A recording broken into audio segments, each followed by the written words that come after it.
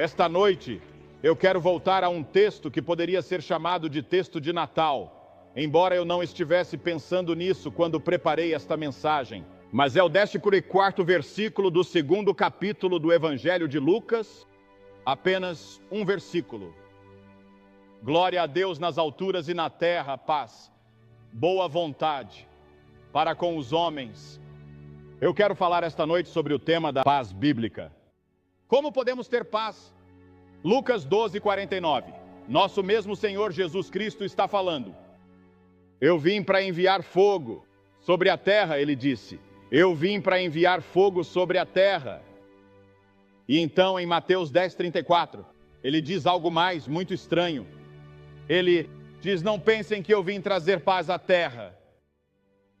Eu não vim trazer paz, mas uma espada. Parece uma contradição. Parece que ele não sabia do que estava falando. Ele foi anunciado como o príncipe da paz no Antigo Testamento. Ele veio em cumprimento das profecias do Antigo Testamento. Os anjos o anunciaram como aquele que iria trazer paz. E agora, quando ele atinge a idade de 30 anos e começa seu ministério, ele disse: eu vim trazer fogo sobre a terra. E ele diz: eu não vim trazer paz, mas uma espada. Como reconciliamos isso? O que ele quis dizer? Há aqueles que tentaram reduzir Cristo ao nível de um gênio, inócuo, apaziguador. Mas Cristo disse: você está errado. Eu sou um incendiário. Eu sou um portador de espada. Esta geração tem sido chamada de geração atormentada. E a razão pela qual foi chamada assim é porque é uma era de revolução. Uma revolução tecnológica que está causando outras revoluções ao redor do mundo. Revoluções políticas. Antigas ordens estão morrendo e novas ordens estão surgindo. Nações estão sendo derrubadas por revoluções quase semanalmente, como lemos em nossos jornais. E naquele dia trágico aqui no Texas, naquele dia de novembro de 1963, o presidente Kennedy havia se preparado para dizer ao Conselho de Cidadãos de Dallas estas palavras: nós, nesta geração, somos por destino e não por escolha sentinelas nas muralhas da liberdade mundial. Nós não buscamos essa responsabilidade, mas não vamos nos esquivar dela. Século XX será chamado de século da revolução, e toda a ordem mundial está mudando e mudando rapidamente agora. Moralmente, estruturalmente, nos negócios, no trabalho, no governo, tudo está em mudança e em crise. Deus ama o nosso mundo. Ele ama você tanto que deu seu filho para morrer na cruz e trazer paz. E a Bíblia ensina 3 tipos de paz, apenas 3. Primeiro, a paz com Deus. Portanto, sendo justificados pela fé, temos paz com Deus por meio de nosso Senhor Jesus Cristo, disse o apóstolo Paulo em Romanos 5:1. A maior necessidade que você tem agora à noite como indivíduo é a paz com Deus. Você diz: bem, Billy, eu não estou em guerra com Deus. Sim, você está. Você pode não estar consciente disso. Deus chama isso de guerra porque você está em rebelião contra Ele. Você não faz a vontade dEle. Você não entregou sua vida a Ele como Senhor, Mestre e Salvador. Você é membro da igreja. Você é uma pessoa bastante decente. Mas a Bíblia diz que nem mesmo conhecemos nossos corações. Nossos corações são enganosos e desesperadamente maus. Agora, é assim que Deus vê isso? Eu vou à clínica Maio para um exame e eles sempre me fazem uma radiografia e geralmente encontram algo errado em algum lugar dentro de mim. E em 2 ou 3 ocasiões eles operaram por causa do que eles viram na radiografia. Eu não sabia que estava lá, mas a radiografia mostra isso. Você vê, você não sabe que está rebelando contra Deus. Você não está bem consciente disso. Você não está sacudindo o punho na cara de Deus. Mas você não está vivendo de acordo com a palavra de Deus. Você não está dedicando tempo à oração. Você não está dedicando tempo ao estudo da Bíblia. Você não está dedicando tempo para ganhar almas. Você não está dando tudo o que você poderia dar. E assim Deus olha para você e Deus pronuncia o veredicto. e o diagnóstico é que seu coração é pecaminoso, esse é o diagnóstico de Deus. É assim que Ele olha para você. Ele diz: você é um pecador, você quebrou minhas leis, você está em rebelião contra mim, e o que você precisa é de reconciliação. E a maior necessidade que temos esta noite é a reconciliação com Deus. Como você se reconcilia com Deus? É para isso que a cruz serve. Na cruz, o Senhor Jesus Cristo estendeu uma mão e pegou a mão de Deus. E com a outra mão pegou a sua mão e nos uniu, reconciliando-nos com Deus na cruz. E você só pode encontrar Deus na cruz. Alexander Solzhenitsyn esteve aqui recentemente, lembra? E ele fez uma turnê pelo país. E ele contou uma pequena história que todo mundo deveria ouvir, se você ainda não ouviu. Ele disse que quando esteve naquela prisão por tanto tempo, houve uma vez e apenas uma vez em que pensou em suicídio. Ele disse que nunca foi permitido falar com seu companheiro de cela. Por semanas a fio eles não podiam se falar. E ele disse que seus companheiros de cela o viam ficando cada vez mais fraco, mais deprimido e mais desanimado a todo momento. E ele disse que seu companheiro de cela pegou um palito e na areia ou na terra da cela ele desenhou um pouco com um graveto. Na areia da cela ele desenhou uma imagem da cruz. E Solzhenitsyn disse: naquele momento, todo o propósito da minha existência se revelou para mim. Porque ele disse: eu percebi que Jesus Cristo derramou seu sangue por mim naquela cruz. E ele disse: isso me deu a coragem para suportar meu encarceramento. Você já chegou a essa cruz, não com todos os seus adornos religiosos, não com todas as suas pretensões e orgulho, mas veio com grande humildade e disse: ó Senhor, eu pequei, sinto muito. E estou disposto a que você entre na minha vida e mude minha vida e meu jeito de viver. Eu conversei com um homem esta tarde em uma cidade distante que vai à igreja e senta na primeira fila. Ele disse: eu vou me suicidar em apenas alguns minutos. Eu fiquei tão deprimido. Eu orei com ele. Ele prometeu esperar pelo menos mais 48 horas antes de cometer suicídio. As pressões da vida estão te apertando assim. A taxa de suicídio neste país está aumentando a cada hora, à medida que as pessoas chegam ao limite de si mesmas. E parte disso está bem na igreja. Pessoas que têm religião, mas não têm Jesus Cristo. Um pastor nesta cidade me disse ontem: Billy, o maior problema que enfrentamos no oeste do Texas é que temos religião, mas não conhecemos realmente Jesus Cristo. Foi isso que Jesus disse a Nicodemos: você deve nascer de novo. E ele era um homem religioso. Paz com Deus. É por isso que Cristo morreu, é por isso que ele ressuscitou, é para isso que serve a cruz. Cristo fez a parte dele na cruz morrendo por você, agora você deve recebê-lo. Você vê, Deus está disposto a te oferecer um perdão, Ele te perdoará e te absolverá. Mas mais do que isso, Ele vai te mudar aqui e agora. E você começa a vida eterna, não quando morre. Você começa a vida eterna esta noite, agora mesmo.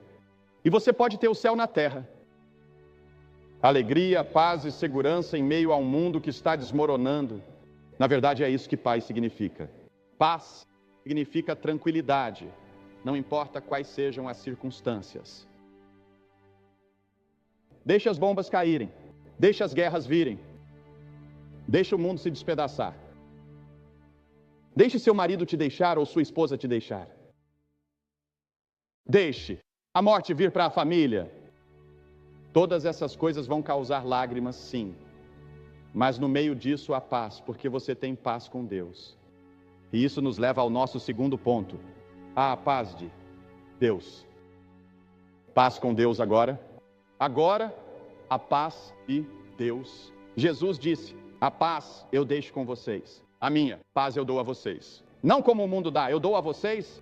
Agora o mundo pode te dar uma paz. Você pode sair daqui e ficar bêbado e ter um pouco de paz. Você pode sair e usar algumas drogas e ter um pouco de paz e tranquilidade por um curto período.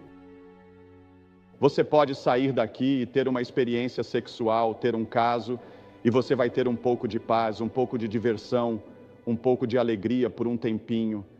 A Bíblia diz que há prazer no pecado. Por uma curta temporada.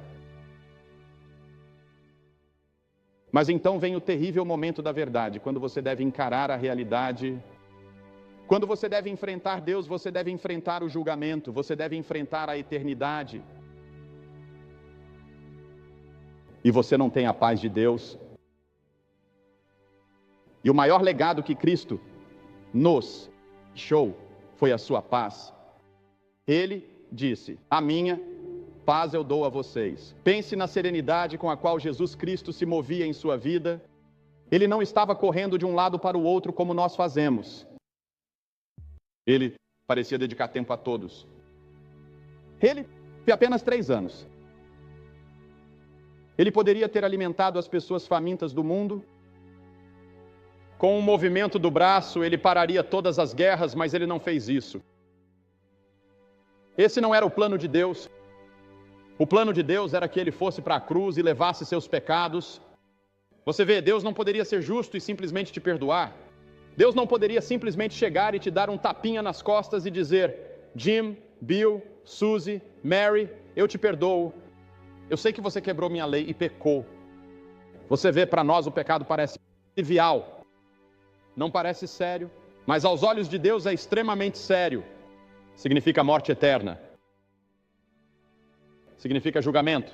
Deus é um Deus justo, absolutamente justo. Alguém tinha que suportar a punição. Alguém tinha que passar o tempo na prisão. Alguém tinha que sofrer as dores do inferno e do julgamento. E Jesus Cristo se apresentou e disse: eu irei. E ele assumiu seu julgamento e seu inferno. E quando ele estava naquela cruz, ele disse ao povo que estava zombando. Ele disse: Pai, perdoe-os também. Eles nem sabem o que estão fazendo. Nunca houve uma pessoa que clamou ao Senhor, mesmo com um suspiro ou uma respiração, e disse: Senhor, lembra do ladrão na cruz. Ele merecia a morte. Ele merecia morrer. Ele era um assassino. Ele era um ladrão. E tudo o que ele fez foi se voltar para Jesus Cristo e dizer: lembra-te de mim quando entrares no teu reino. E Jesus disse: hoje estarás comigo no paraíso. Lembra-te de mim. É isso. Tão rápido. As pessoas dizem: bem, você não pode vir a Cristo tão rápido e ter sua vida mudada assim. Você também pode. Paulo e Silas estavam na prisão. Eles estavam cantando e estavam testemunhando, e o carcereiro estava ouvindo. E as paredes da prisão caíram em um terremoto, e parecia que os prisioneiros estavam escapando, e o carcereiro puxou sua espada. Ele ia se matar. Sabia que os romanos o matariam ao deixar os prisioneiros escaparem. E Paulo disse: espere um minuto. Nós não fugimos. Ainda estamos aqui. E o homem caiu no chão em terror. E ele disse: o que devo fazer para ser salvo? E você sabe o que a pessoa média diria a ele. Porque você não está em um estado emocional para ser salvo. Espere até você se acalmar. Vamos nos encontrar e conversar sobre isso amanhã, te explicar. Paulo não fez isso. Paulo disse: creia no Senhor Jesus Cristo e você será salvo, você e sua casa. Apenas acredite agora, aqui. E naquele momento, aquele carcereiro filipense recebeu Cristo, foi salvo e foi perdoado. E antes que a noite terminasse, ele estava fazendo trabalho social. Porque diz que ele lavou as costas dos prisioneiros que ele havia espancado apenas algumas horas antes. Assim sua vida pode ser mudada. Você pode ser tocado por Cristo esta noite e nunca mais ser o mesmo. E então, em terceiro e último lugar, a paz com nossos semelhantes. Jesus disse: tenham paz uns com os outros. Em outras palavras, devemos trabalhar pela paz. Devemos fazer tudo. Isso, Senhor. O que Kissinger tem feito. Mas o homem sem Deus nunca trará paz permanente. Milhares de tratados de paz foram assinados na história do mundo. E ainda assim temos guerras. Haverá um dia e uma hora em que não teremos mais guerras. Sim, está chegando um dia. Ouça o que as Escrituras dizem. E ele governará as nações, e eles transformarão suas espadas em arados, e suas lanças em podadeiras. As nações não levantarão espada contra a nação, nem aprenderão mais a guerrear. Isaías 2:4. Isso vai acontecer. A guerra será eliminada. A paz virá.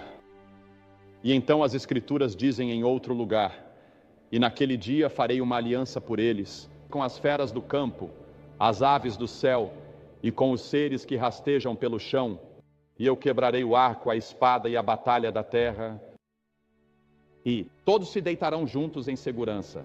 Você viu a imagem na televisão na outra noite, como os insetos estão prestes a dominar o mundo? E há uma batalha agora sobre se o homem vai sobreviver até o ano 2000 dentro de Cristo, ou se os insetos vão sobreviver, e estamos em guerra com o mundo dos insetos porque eles estão se movendo tão rápido. Aqui diz: aquelas pequenas criaturas rastejantes, esses insetos, estaremos em paz com eles. Com o mundo animal estaremos em paz. Você pode ter um tigre na sua sala de estar, assim como você tem um gato agora. Vai ser um tempo maravilhoso. Não haverá lágrimas, nem sofrimento, nem hospitais, nem exércitos, nem marinhas, nem guerras. E não haverá morte, nem cemitérios. Um mundo maravilhoso e glorioso que está por vir.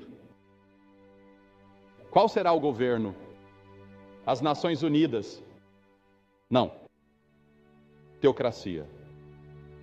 Deus reinando. Deus estará no comando e Ele governará o mundo, diz a Escritura, com uma vara de ferro. Isso significa com justiça perfeita, amor perfeito e misericórdia perfeita. Esse é o futuro. E eu quero te dizer esta noite, eu apostei tudo o que tenho e tudo que algum dia terei na promessa daquela palavra. Estou confiando em Jesus Cristo e somente nele como meu Senhor e meu Salvador. E quando o meu momento de morrer chegar, se eu morrer antes que ele venha, eu sei que haverá um anjo que virá e me pegará pela mão e me levará à presença do meu Senhor, e eu estarei com ele para sempre. Eu sei de onde vim, sei por que estou aqui, sei para onde estou indo, e não tenho nenhuma dúvida sobre isso. Você pode ter essa mesma paz, essa mesma certeza, essa mesma alegria ao colocar sua confiança e fé em Jesus Cristo. E eu vou pedir para você fazer isso esta noite. Como eu vou pedir para centenas de vocês se levantarem do seu assento agora e virem ficar em frente ao palco e fazer esse compromisso com Cristo abertamente. Você diz: bem, Billy, por que temos que vir à frente? Porque Jesus disse: se você não me confessar diante dos homens abertamente, eu não o confessarei diante do meu Pai que está no céu. E toda pessoa que ele chamou no Novo Testamento, ele chamou publicamente, havia uma razão para eles. Se você está envergonhado de seguir Cristo, então você não é um seguidor dele. Ele quer que você saia e seja aberto sobre isso. E eu vou te dar uma oportunidade de sair esta noite e ser aberto sobre isso. Você pode ser membro da melhor igreja da cidade, ou pode não ser membro de nenhuma igreja. Você pode ser católico, protestante ou judeu, ou pode não ter nenhuma religião, mas você quer vir e entregar seu coração e sua vida a Ele esta noite. E você quer ter certeza sobre isso. Você quer a paz dEle. Você quer o perdão dEle. Você quer saber que vai para o céu. Você quer escolher o lado dEle esta noite. Levante-se e venha. Se você estiver com amigos que vieram de ônibus, eles vão esperar por você. Traga seu amigo com você. Vai levar apenas 2 ou 3 minutos. E depois que você vier, aqui está o que vamos fazer. Eu vou dizer uma palavra para você, fazer uma oração com você e te dar algumas literaturas. E você pode voltar e se juntar aos seus amigos. Levante-se e venha agora mesmo. Se você vem daquele balcão superior, leva cerca de 1 minuto a mais. Então levante-se e venha agora mesmo, rapidamente, de todos os lugares. E todos vocês aqui atrás que Deus falou e em toda parte, levantem-se e venham. Nós vamos esperar.